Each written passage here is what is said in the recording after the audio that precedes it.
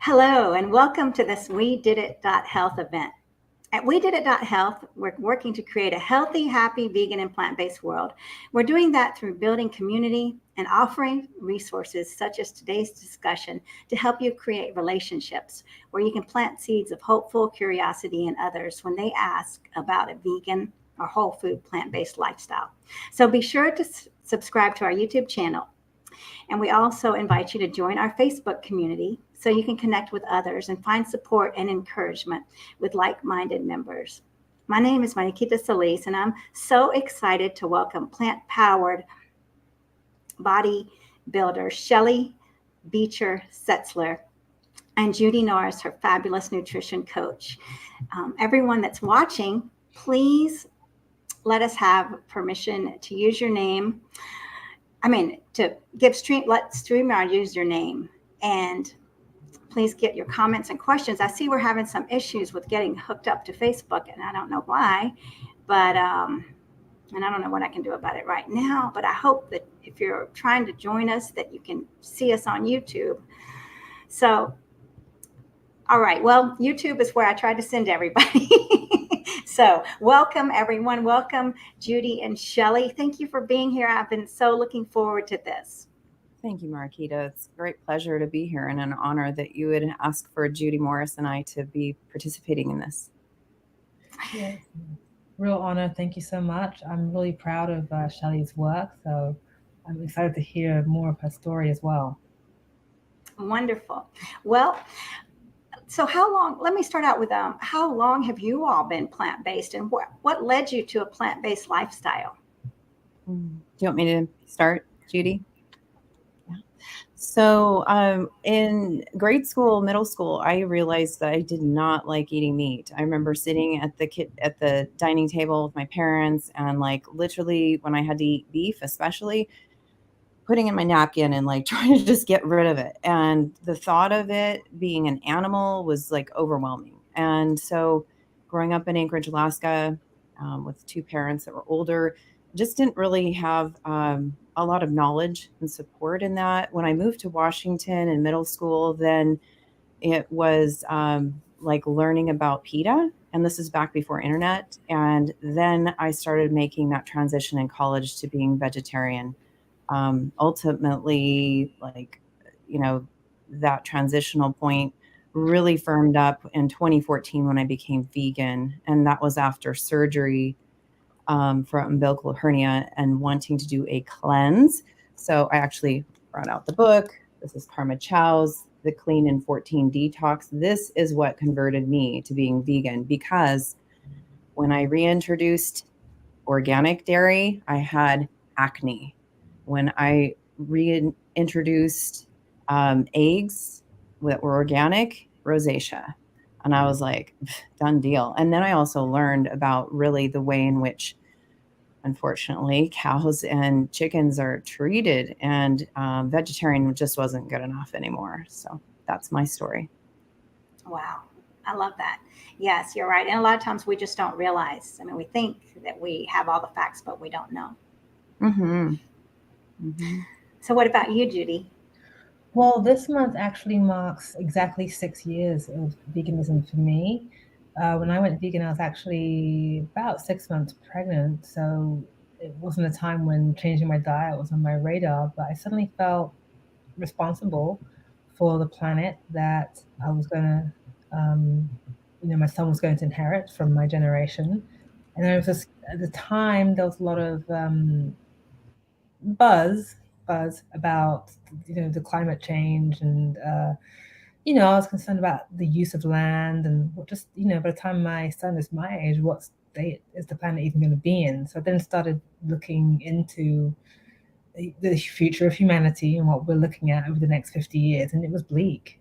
I was like, oh my God, it was overwhelmingly bleak. I was like, what can I as one individual do? Should I recycle? Is that going to do anything? What should I do? And then the inspiration, literally a voice said, go vegan. And I was like, where did that voice come from, for one? Mm-hmm. And I started looking into it. There's a lot of popular influencers really rising, like Vegan Gains and Nimai and, that crew, the Vegan Bodybuilders crew. And I was really inspired. Like, oh, you can have muscle and be vegan, and being a passionate bodybuilder lifelong. That was my main concern, is can I still build muscle? So I really dove into the research and learned from those who were succeeding, and I was sold. And I was also inspired by another lady who was competing after the birth of one of her children. She did it in 9 months. I was like, oh, I wonder if I could do it in 9 months postpartum. And so I did. My first vegan prep. Yeah, that was around 2017. I think I competed in the WBFF Worlds 2018, and I placed it within the top 10 for the figure. And that's when we met. Yeah, that we did that together, sort of, right? I believe so. Exactly. Exactly. That was fun. That was a fun prep. It was a nice prep, actually. It was actually much more pleasant than my previous meat-based preps. So I was really sold after that. Mm-hmm. Well, that's amazing. Yeah. And so tell me about how you, Shelli, how you found Judy, because you had mentioned that it was a little bit challenging. It was, yeah. So I had decided at age 45 to do a bucket list. And I've been told by a stranger, when is your next competition? And I said, for what? And he said, for bodybuilding. And I'd been told that a few times before from close people. So I thought, okay, this is a sign from the universe. This is a stressful time in my life. Why not focus my attention on this? So I looked on Instagram. I reached out to a few bodybuilding professionals that also had the nutrition coach aspect. I was told that I was not going to be successful. I was told that as a vegan, good luck, basically. And then I kept digging and digging and digging. And then I found Judy Morris, and I was like, oh, this woman is stunning. She's well educated with a master's. Like, I am definitely going to message her. And so I did. And then sure enough, she said, well, okay. And also I'm doing this prep as well. So let's kind of do this. And that was very much motivation to hear, as she said, that she would be on world stage for WBFF. And I was like, wow, she is my role model. I'm going to do this. And then hired Nolan McSheridan to be my trainer, and then posing with John Nickerson. And it was actually at his competition, Northwest Royal Bodybuilding Championships, that I earned my pro card, first place with overall champion at my first competition. But I was so thrilled to find Judy, because she was the one that led me through the whole process, which was brand new to me in 2018. Well, yes. And I would think there's not that much support for plant-powered women out there, right? And so tell me what reactions you've had from people when they find out that you only eat plants. Yeah. So I really try to stay to myself when I'm training at the gym. I have my headphones in, but I will occasionally, because I carry water bottles and such, like, actually this is one of them, that One to Save Many is a nonprofit that I am supporting. And I love it when people see my stickers, because then they come to me and they're like, no way, you're vegan? And then through conversation, they're like, well, and do you use steroids? Absolutely not. Never have.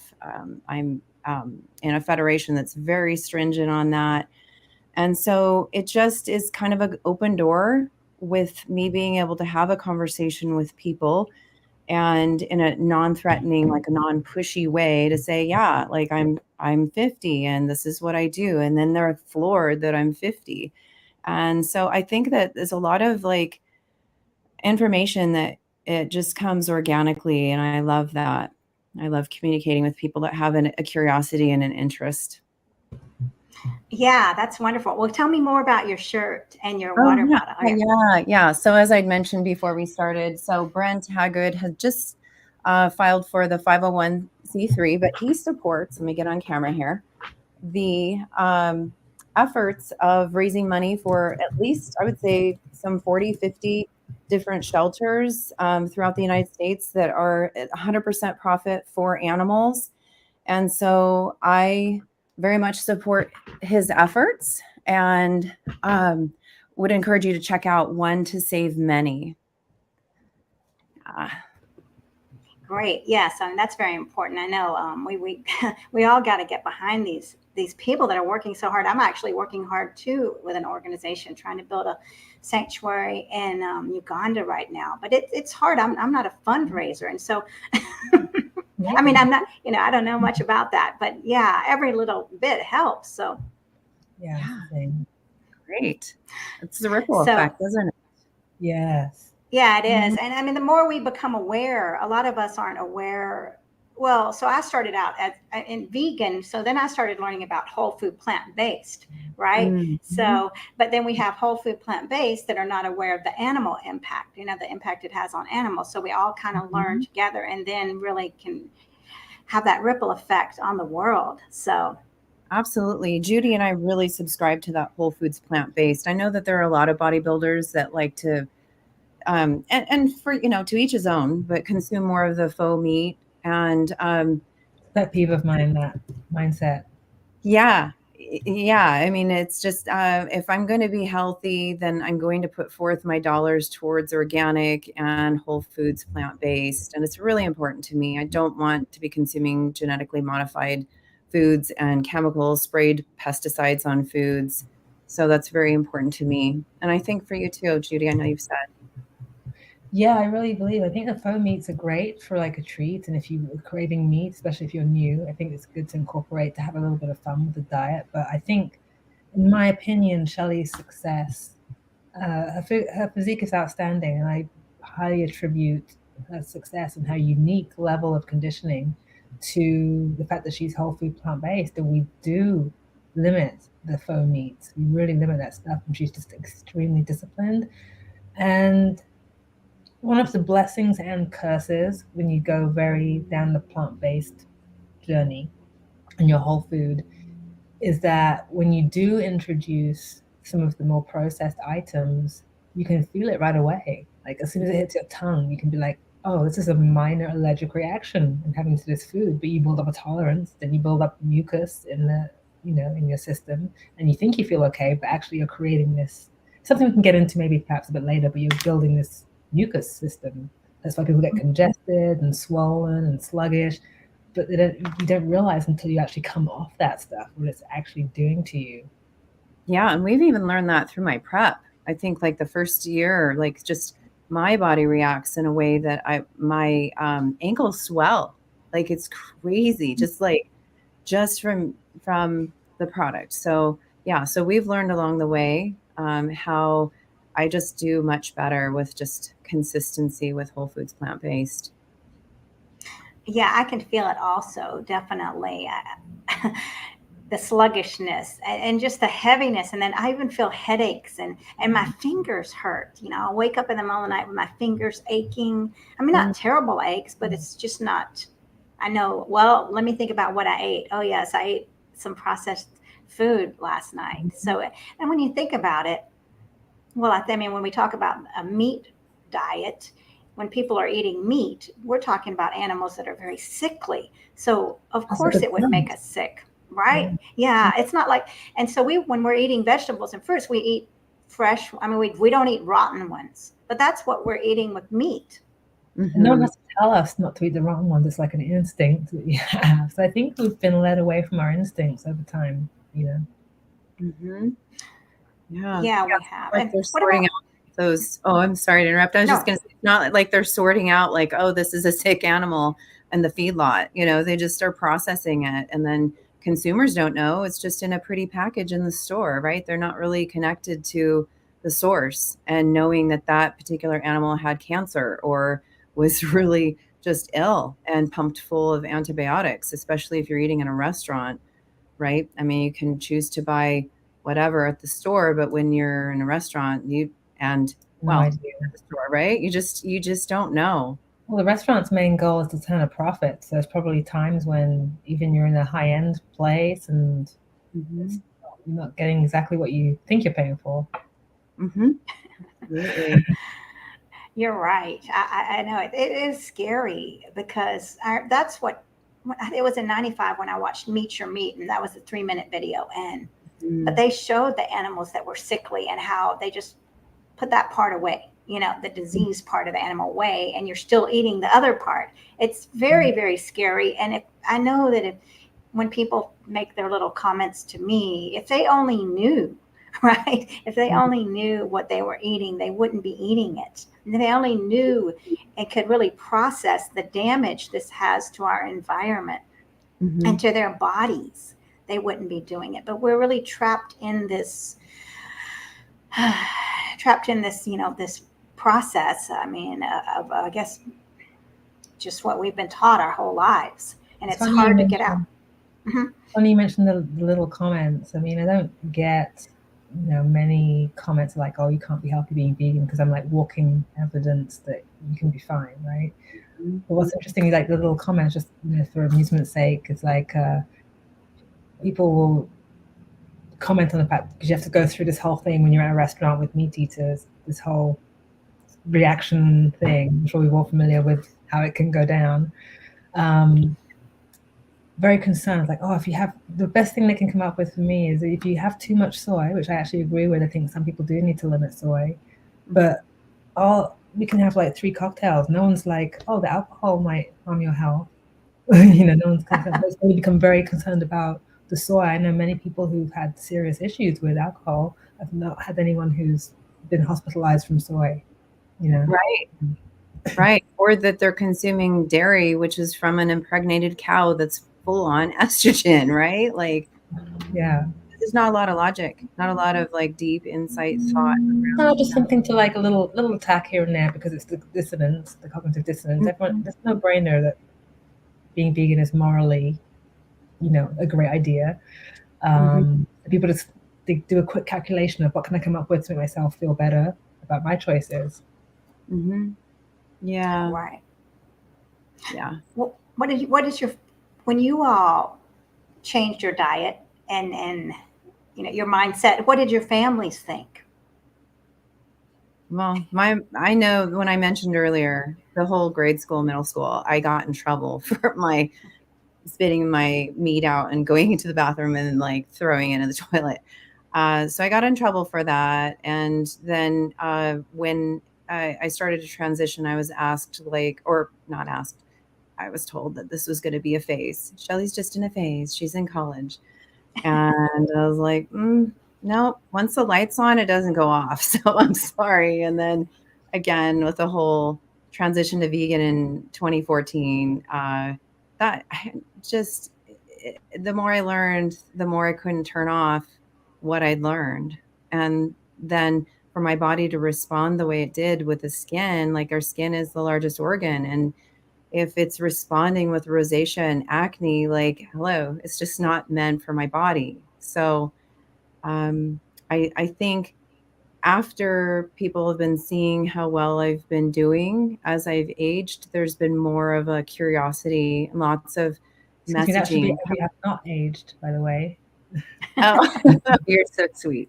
Yeah, I mean, it's a process. I mean, I'm out into microneedling, but anyway, like outside of that natural way of addressing it, I do think that our diet really does inform how our overall health is. And so I can't say that enough. It's just that and water consumption. I take in like 1.5 gallons, almost 2 gallons a day. So it's really what we choose to do existentially. It's so important on the course of our life and where we're going with it. And it is within our control in many levels. So yeah, you're right. And we're taught that we're really not in control. That's the sad thing. We're taught to be victims. It's really sad finally when we can break out of that. So are a lot of your Shelli, a lot of your family plant-based? So my kids from the time I was pregnant were vegetarian. My 16-year-old also has a skin issues, so does still have eggs sometimes. And then my youngest 13 is vegetarian. So I'd say within my family, that is how they are. My ex-husband became vegan before I did, based on oh my goodness, I'm drawing a blank, but there was a film that we watched that was about the health aspects of it. And so he became vegan, and I was vegetarian, kids were vegetarian. And then, we, since our divorce, so I'm not sure his diet at this point, but it's become supported by my family, and, people are very accommodating. And when we go out to eat, it's so nice, especially where I live in the Seattle area, to have so many options. And in fact, one of the restaurants I love that's in downtown Bellevue, it's like a high-rise restaurant. I made an Instagram post saying that there was only one option at this place, and they made a whole vegan menu as a result of my little, like putting it out there. And this is like at a place that serves meat. So on seafood. So anyway, it was it's been an interesting evolution over time, and much easier to go grocery shopping and have an assortment of foods now. So wow, I love that what you're saying. I actually did. Now I'm blanking on her name, but Terry West, I think. But we were talking about restaurants and how we need to ask them to put stuff on the menu. So this is great. Mm-hmm. That's a very powerful example. So, mm-hmm. And I love the way that, your children are on their own journey, Mm-hmm. so just allowing, it's beautiful too. And being the example, what better example, Mm-hmm. right? Mm-hmm. Yes. Kindness. Yeah. So, so what about you, Judy, and your family? Are they plant-based? How did they feel when you went plant-based? Very supportive, actually. Extremely supportive. As I mentioned before, I was actually pregnant at the time, and my husband, who's actually a very heavy meat consumer, he does support, and he does, eat vegan now and then as well. He was very supportive because I think he, took into information that the plant-based diet was going to be a good, healthy choice for pregnancy. He really liked that aspect. And also the meat, he was learning that the meat is very important, what meat you consume. He's like, please don't eat any takeout food because the antibiotics and the hormones, he wants to make sure our son has the right hormone balance and everything. So he was very on par with that. And he was actually quite happy to eliminate, as long as the doctor said it was okay, which she did. She was 100%, it's okay, is it healthy to go vegan? She's like, yeah, no problem, do it. And then actually I noticed the pregnancy got much easier in the third trimester, which is for some people the most uncomfortable. It was like brilliant. I was happy. I lost some body fat, no weight loss, for the baby. The baby was growing at the correct pace, but I actually got a bit smaller in my hips and the other areas. So it was like really had more energy. I was just, I had no issues at all. And the birth was great. It's work, but your beautiful son. Yes. Yeah, it was good. And then I don't think people expected me to last. I think I was one of these trainers. If Shelli had met me at a different time, I would have been like, sorry, you got to at least eat eggs or something, or at least some whey protein. I would have been like that. So I was very much the other way. So it helped me, I can't remember what I was going to say, helped me sort of stand my ground in it as well. And I think gradually people thought I'd eventually quit or fall off the wagon. Like I said, I was a very, eggs for breakfast, protein. Everything was about protein, and meat protein is the best, and egg protein is also the best, So I really surprised everyone, I think, to have lasted 6 years on it. In terms of support, my son, I feed him vegan meals. My husband feeds him when he's cooking their choice. So, when we have minor debates at the dinner table, meat's better, meat's going to make you stronger. A T-Rex eats meat into dinosaurs. He wants to be like a T-Rex. And I was like, yeah, T-Rex didn't have a refrigerator. Or a stove to cook. T-Rex is not using a knife and fork, but my goal is at least, there's going to be no debate. If I'm healthy, strong, and athletic, and I have vegan clients who are healthy, strong, and athletic, there is no argument. By the time he grows up, he'll have seen that a vegan diet is great. So hopefully he can then make the wisest decision for what he wants to do. Mm-hmm. I love that. Yeah. Y'all are the shining examples for your children and for the world. So thank you. You're right. How can anyone argue with that? How can they say, well, you don't have enough protein, right? How can they say you're weak? Yeah. I actually got a PB, a lifetime PB on my bench press like a couple of months ago. So I was like, What is that? oh, it's a lifetime heaviest lift. Oh, congrats. So I was like, okay, I'm still making progress here, you know. Wow, that's amazing. Yeah, that's great. And I know that Judy lives in Miami. I love traveling there because of Planta. I don't know if I'm supposed to say restaurants. I Yeah, didn't. we have to tell you this next visit coming up. When is that? Yeah, but I was just so impressed. We saw each other in April. I was at the World Vegan Bodybuilding Championship, and so Judy was kind enough to come up to Fort Lauderdale, and that was something else. Oh, that was such an amazing competition. And so if people aren't following that, I would highly suggest make sure to keep your eye on the World Vegan Bodybuilding Championships. How many people were there? How many competitors? Unfortunately, so that was quite a situation. I was scheduled to fly into Fort Lauderdale. Unfortunately, that's when they'd had the massive amount of rain that came in that shut down Fort Lauderdale Airport.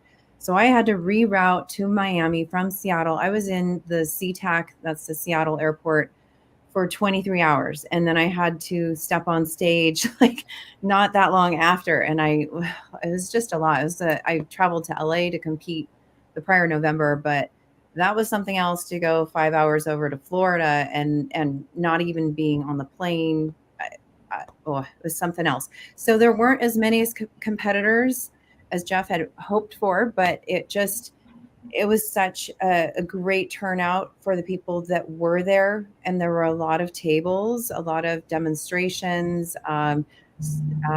There was a great video it was very compelling. If you look at my Instagram or Facebook, you'll see the video that was created and shared with audience about animals.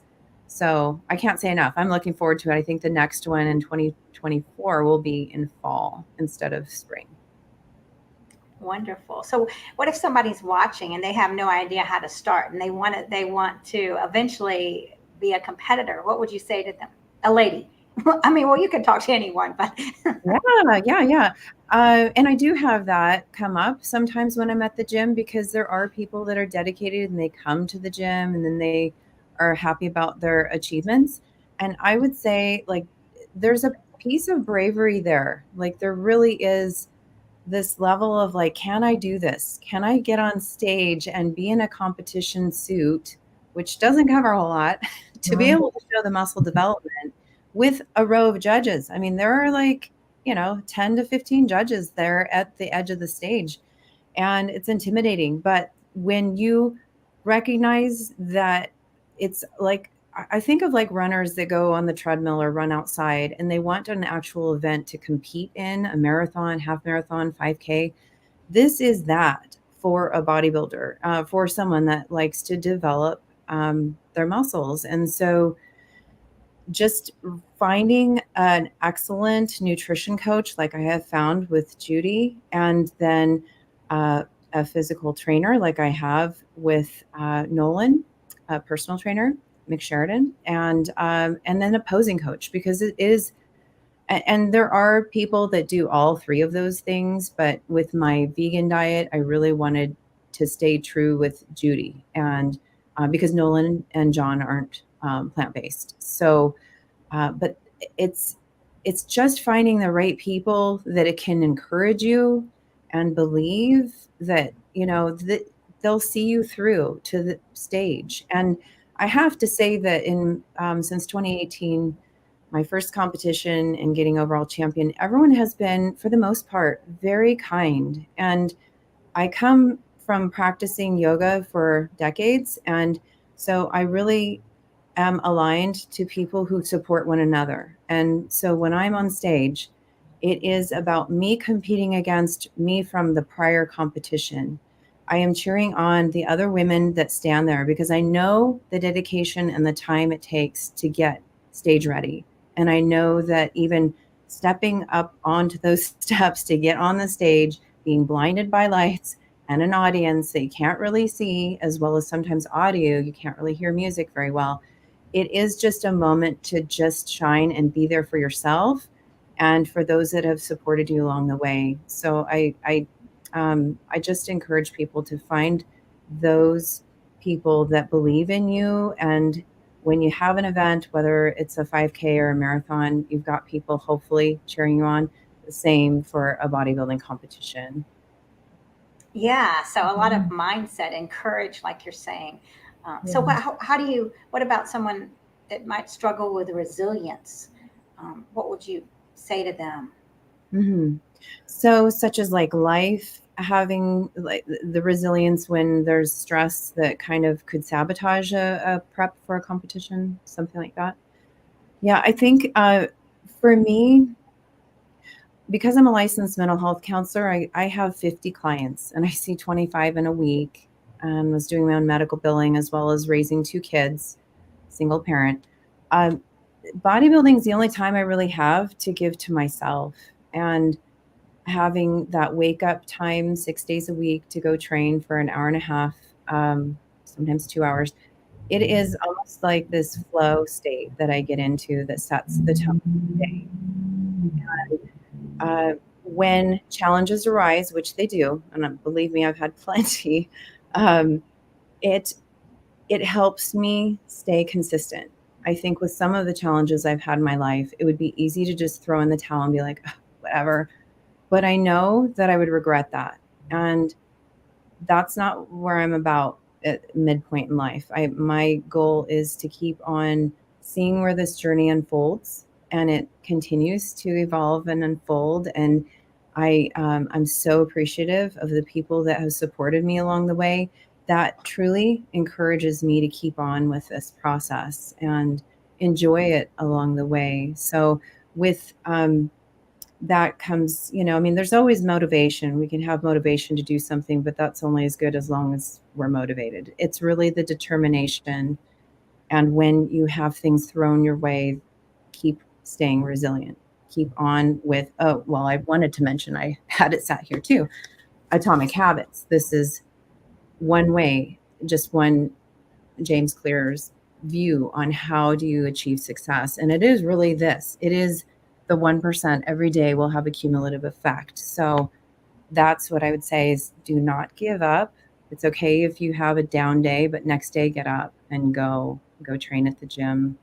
Keep on with your meal prep. Keep on with trying to align to the things that fulfill you to succeed. That's very powerful. I mean, that commitment. And what would you say, and knowing that you are a therapist, about beating yourself up? Because a lot of us, like, we might mess up. Let's just say we eat a bunch of processed foods and we don't work out, and then we spend hours beating ourselves up. And Mm-hmm. what would you say to that? Well, I mean, as a therapist, I know that most everyone's experienced small and large traumas, and often those traumas are, words people have said to us. So, being a therapist, we have to look at our own junk from the past and work through that. And so, um, if there are negative self-talk, if there is negative self-talk, then finding a therapist to help work through all of the self-defeating patterns is so important. I'm also a big fan of meditation. I currently listen, well, it's been for years and years, to Deepak Chopra's app. But that when I'm going to sleep, or if I have insomnia, or if I'm struggling with anxiety, really helps me get centered and grounded. And again, I have to like go back to my starting yoga in the 90s. Like it's just showing up at the mat, getting disciplined and being present and mindful in the moment. That's very important to me. I love that. Yes, I mean, I believe that too. I'm a coach also, empowerment coach, and so I know how those limiting beliefs, and you're on that loop and you get stuck on the loop and it's hard to get out. So it's wonderful to have great role models like you ladies here that are pushing forward every day, no matter what. And even having a bad day. Yeah, we all have bad days, and recognizing that, because just thinking about Deepak Chopra, one time he said that, your best always changes. So dependent on the day. So if we're just doing our best every day and realizing that maybe today my best isn't going to be as good as yesterday when I had so much energy, and today I woke up feeling tired, but I'm still doing my best today, then just about gentleness and moving forward is so important. Yeah. Yeah. And I think you mentioned earlier, like just that awareness of, again, going back to food and how does it make us feel? Because I know that even through the prep, I get into this place of like, I don't know, there's like a cleanse where I feel so healthy, and then, and clear thinking and very consistent energy. And yet when I reintroduce, like, say, processed like bread or something, a simple carb, it brings in that fog, and it also can cause some of that, I don't know, just not feeling very energetic in the morning. Or as you mentioned, joints, like my joints will start to hurt if I've had that. That's very true. Go ahead, Judy.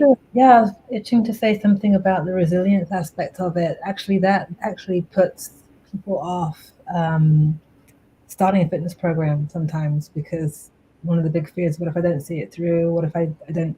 There's a fear of not achieving the goal, because people, people have tried a lot, maybe tried to do it by themselves or tried something from a magazine. But what I'd say to people contemplating starting a fitness journey, I'd say you can't really fail unless you quit. It's a cliched saying, but it doesn't matter if you get to your goal. Let's say you join a 90-day program or whatever, and you follow the program, you go to the gym 4 times a week, you eat the right food, but you don't lose any weight. You didn't fail. Your goal was to stick to the program, and now you're stronger and fitter. The weight, let's try something else. Do you see what I mean? So let's say you join the program and you in the middle of it, you can't do it for 3 weeks. Don't stop. Jump back on, because you'll continue to get stronger and fitter. And I don't think there's enough value placed on the performance aspect of a fitness program. I think people are, we all want the aesthetics. We all want to look like Shelli, but you can't lose if you keep going, or if you fall off the wagon, you can't lose if you jump back on. So I just wanted to put that out there. Yeah, it's so true. I mean, I recently talked to a friend and talking about starting a fitness program, and the fear of failing was holding this person back. Well, what if I don't make it to the gym every day? What if I don't make it 5 days a week? Then I failed. So that fear of failing is so great. Yeah, for sure. Yeah. Sure. But I think it's important to have goals, right? I mean, to say, let's commit to this, let's commit to whatever, like 30 hours a week or whatever your goal is. I mean, not necessarily once a week, twice a week, whatever is realistic for your current situation. If you aim for 5 and you've got 3, that's fantastic. Right. Yeah. just start out and then be gentle with yourself. Right. So that's the key. Kindness. We lack a lot of self-kindness. Yeah. It's very true. Yes. Well, Judy, so I know we all hear the question about where do you get your protein? What would where do you recommend if we're really trying to build muscle? What would you recommend for protein sources? I did my master's probably 20 years ago. I did my undergrad in sports science, and since that time, there's been a million different diets, mostly low carb diets, actually. And I was on that train for a little bit myself. I think for most people who want to gain a little bit of muscle, don't even stress about the protein too much. If you want to be a elite competitor like Shelli, then yes, then protein, it is that. The recommended amount is like 1 gram per pound of body weight, approximately, give or take. And someone embarking on a fitness program, if you're going to stress about that, you're going to set yourself up for failure right off the bat. I think if you can get 60 to and above, you're going to be fine. You're going to build muscle. You're going to get stronger. From that general, I think over the next maybe 10 years, I think there's going to be a shift away from the protein obsession. I think protein powder companies made a lot of money, and I hope they still do. I support many protein companies. I'm actually talking with Fighter, the guy who made the David Wilkes, his brand, who made the Game Changer movie. Yeah. So I've been chatting with him, and I'm excited to start promoting and being an affiliate. Cool. So yeah, if you take like a couple of protein shakes a day, or one or two, and then you aim to maybe get in some tempeh, tofu, or seitan, the big three, you'll be fine. And then as well as that, incorporate the beans. I have no problem whatsoever with someone who wants to get all their protein from beans and legumes, and then combining mushrooms, broccoli, cauliflower. Just select the items that have the most protein for your other things. There's protein in kale, there's protein in mushrooms, there's protein in banana, there's protein everywhere, you know. Solid food is basically protein, just, you know, some is more carbs, water heavy. So I just don't think people need to worry about that. Even the B12, the other concern is the B12. It's very hard to become depleted. You know, you can, it's something to pay attention to, but it's not, none of it is as big of a deal as people make out. It's just another, what about your protein? Another excuse to not go vegan, right? Yeah. And Now, speaking on that, I'm sorry. I was just going to say, and speaking on the B12, I've been working with my naturopathic physician for, I don't know, over a year, eliminating any source of B12 in my supplements because I have really high B12. So it's just from the foods I'm eating. And she says that I'm her model to talk to other patients about because of how my lab scores are so I've exceptional. had more people get blood work done lately and coming back with too much B12. Isn't that Have that other way, and that's affecting their moods. You know. Yeah, it can make more agitation or like being like a little more fiery. So yeah, it's been interesting just removing it. I don't know. I joke with her about maybe I'm not washing my vegetables enough that I'm consuming the dirt. But I don't know because that's how animals get B12. Am I not mistaken? It's microbes. I mean, the fat-free found ones are getting supplements because they're eating like not what they're supposed to be eating. So yeah. well, that's interesting. So when you're saying, so when we're getting the B12 from the animals, they're getting supplements of B12. Yeah, most of the meat that we used to eat is getting B12. You know, all of them, like a multivitamin shot, they get like big injections of B12 because they're not eating a natural diet either. They're supposed to be eating whole food, plant-based. They're not. They're eating protein. Who knows what they're eating, to be honest, in the factory farming system. I've seen some very documentaries on that. Not even knowing what they eat, you wouldn't want to eat them, you know? No, it's frightening. You're right. Knowing what they eat, which is, it's not healthy. Again, it's worse than, and they are eating something horrendous, and then we're eating them. That's the chemical suffering they go through, the stress and the horror. That's just a horrible thought all around. Yeah. Yeah. Well, and algae, for example, for omega-3s too. I mean, we don't need the intermediary source of fish that has been exposed to radiation from Fukushima. And I mean, obviously just the suffering of the fish first and foremost, but why not get it from the direct source like they do, which is algae? So yeah. It's a lot of logic sometimes in how people think about the source of food nutrients. Now, this is very interesting because last night my friend who is not vegan and I were having dinner, and he mentioned about B12. And so this is going to be great to be able to take some clips from this and show him that we can't, of course we can be okay. And I said, it's not just the vegans, right? It's the everyone that when we're washing our vegetables so much, or we're doing so much that we're not getting the nutrients, or we're stripping the land of the nutrients. So, you know, it's when we're hurting our environment and our earth. We all suffer. That's what people are not making the connection. When the animals suffer, we suffer. Yeah. So, well, Shelli, tell me what you eat in a typical day.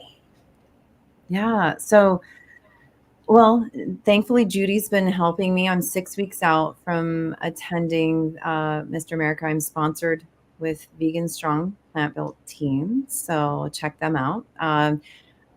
It is different in that I don't have, unless I have a refeed, but even with that, we're kind of modifying.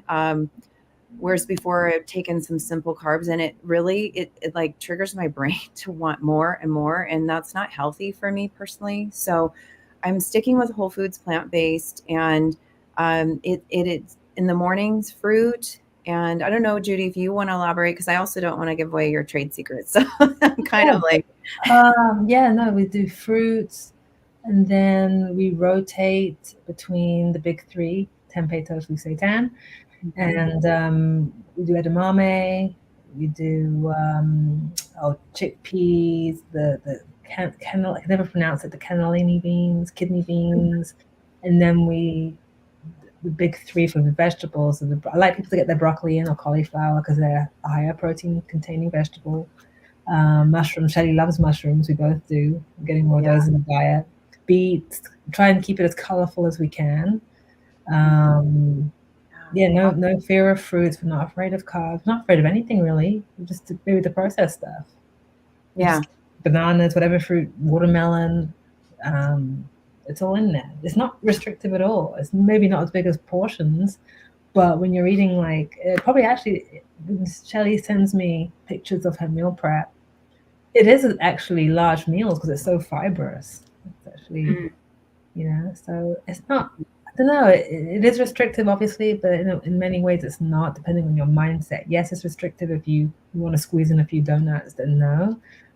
But if you're in the whole food plant-based mindset, it's actually a lot of food and a lot of variety, more variety than most people actually have on a daily basis. Yeah, and I do think that what I've noticed from my peers that eat meat is that I tend to cut, which means reduce the appearance of fat on my body more quickly, and than my peers. And I know that when I look at what they're eating, it's oftentimes like a vegetable or sweet potato and meat, and they're eating that repetitively, or fish, like just for chicken and fish and like a vegetable, and that's pretty much all they're eating. And I don't know how they do it. Whereas my diet is so full of variety and color. And I think about all the micronutrients they're missing out on. I mean, people talk about, my health or my appearance. It's really not just the focus on macros. I mean, obviously that's a huge part of it, but the micronutrients, I think that's where people just, and like you said, Judy, there's going to be less of this emphasis on protein and more of the emphasis on like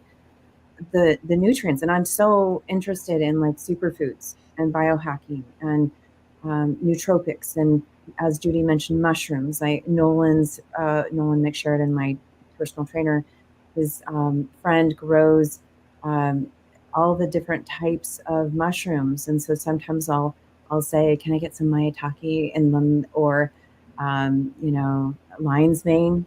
Judy, can I please have that so I can put that in my meal? And it's just treat. I just love the diversity of vegetables. So yeah, it's been really great to be kind of in this process, and then ultimately knowing that as it gets closer, it gets more exciting just to see how my body will change just on the little tweakings we do with meal prep, especially peak week. That's a huge change. Yeah, Shelli's physique is really on fire this round. I saw her in April in person, and I've seen her last check-in pictures, and she's definitely, whatever the judges ask, she's bringing it. She's bringing it. I'm excited. Yeah. And then it is like a misnomer about not when, as we age, that we lose muscle, because I keep gaining it. Like, it is more about actually using your muscles so they don't atrophy. It's not, I don't think it's about aging and the 1% loss of muscle each year. It's about how much you get off the couch and going out and actually picking up a weight. The cardio is not going to bring that muscle. It truly is going to be lifting the weights that not only maintains muscle as we age, but also builds it. And I'm doing that, which is exciting to see. Even in my cut, as I mentioned, when I start to really hone in on my diet, I'm still gaining muscle, and it's measurable through a DEXA scan. So it's not just like visual observation, it's actual science of a DEXA scan to show that.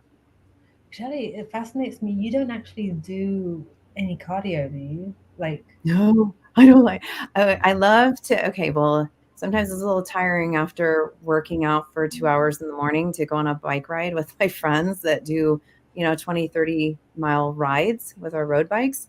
But I do love that, or hiking. But I am not one to get on the machines. So when I'm working out and training at the gym, Nolan's program has me going from one thing to the next. And that's why I mentioned earlier, I get into the state of flow. And it's a meditative, wonderful experience, so that when I'm finished with my training, it's just set the tone for the day and I'm energized. I'm not tired at all. And actually, when I have my rest days, I feel like, oh, there's something missing.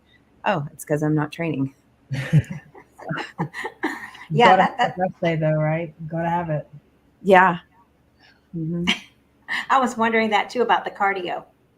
Yeah. Yeah. I don't know. I get it. Some people get on the machines and then that's their state of flow, but not personally for me. I feel like I'm a hamster on a wheel. It just doesn't feel, it's monotonous. I have to distract myself with podcasts or something. It's not to say that I don't get on like the rotating stairs and I'll do like 3 minutes of warm up, or I'm pushing the sled, which is a lot of cardio. I don't know if you know what I'm talking about. I don't know, Judy, but the sled. Yes, it's just like the big contraption. You put like, I don't know, she probably puts 200 pounds on it and just pushes it.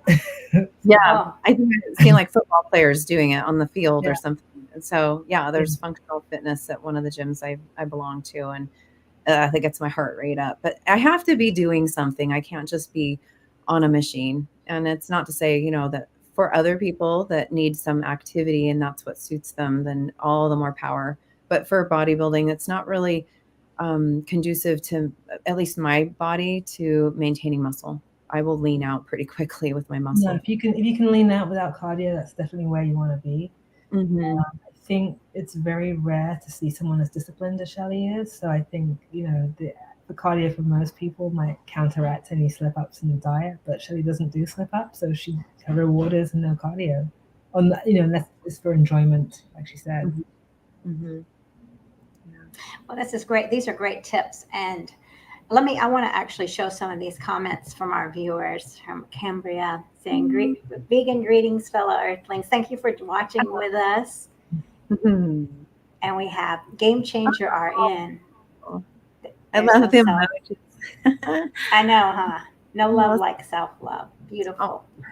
It's true. And then we have JJ here, she has a veganology channel, and she really works hard to talk about the benefits of whole food, plant-based. Yeah, she lost 50 pounds and really researching how to help people. So, I love that everyone's watching, and thank you. And so it looks like we are coming to the end of the hour. So I want to give you all a chance to really talk about what we might have missed, and just definitely tell us where we can reach you all and what's coming up. Yeah.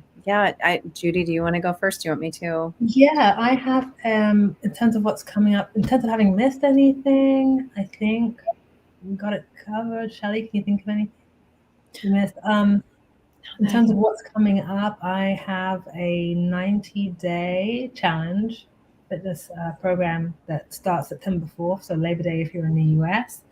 I will give you a little bit of leeway if you're grilling vegan patties for Labor Day, but it starts that day and it goes on 90 days basically.